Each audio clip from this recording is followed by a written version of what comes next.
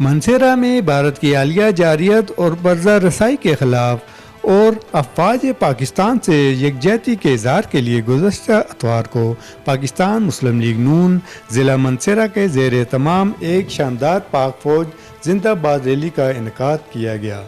Rally کی قیادت ممبر صوبائی اسمبلی اور پارلیمانی سیکرٹری سردار شاہ جہان یوسف اور پاکستان مسلم لیگ نون منصیرہ کے ضلعی صدر سید جنید قاسم نے کی۔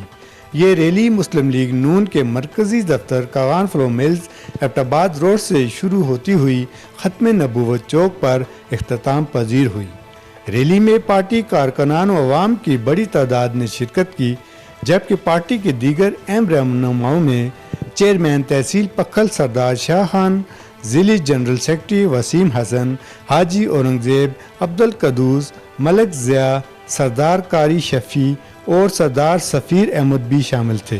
اس موقع پر مقررین نے خطاب کرتے ہوئے کہا کہ افواج پاکستان نے ملک و قوم کی سلامتی اور دفاع کے لیے عظیم قربانیاں دی ہیں۔ انہوں نے کہا کہ پاکستان کے اصول سے لے کر آج تک ہمارے بہادر سپاہیوں نے دشمن کے ناپاک عزائم کو خاک میں ملایا ہے۔ مقررین نے بھارت کو خبردار کرتے ہوئے کہا کہ اگر بھارت نے پاکستان کی طرف میلی آنکھ سے بھی دیکھا تو ہم اس کی آنکھیں نکال دیں گے۔ انہوں نے مزید کہا کہ پاکستانی عوام اور نوجوانوں پر مشکل وقت میں افواج پاکستان کے ساتھ ساتھ شانہ بشانہ کھڑے ہیں اور ملک کے دفاع میں کسی قربانی سے دریغ نہیں کریں گے۔ ریلی کی شرکاء نے پاک فوج کے حق میں فلک شگاف نعرے بھی لگائے، جن میں پاک فوج زندہ باد، افواج پاکستان زندہ باد اور ہم سب کا فخر پاک فوج شامل تھے۔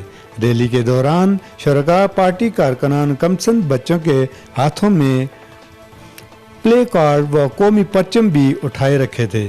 ریلی کا اختتام ہر ملک و قوم کی سلامتی اور ریاستی اداروں کی مضبوطی اور شہدائے پاکستان کے درجات کی بلندی کے لیے دعا کے ساتھ کیا گیا۔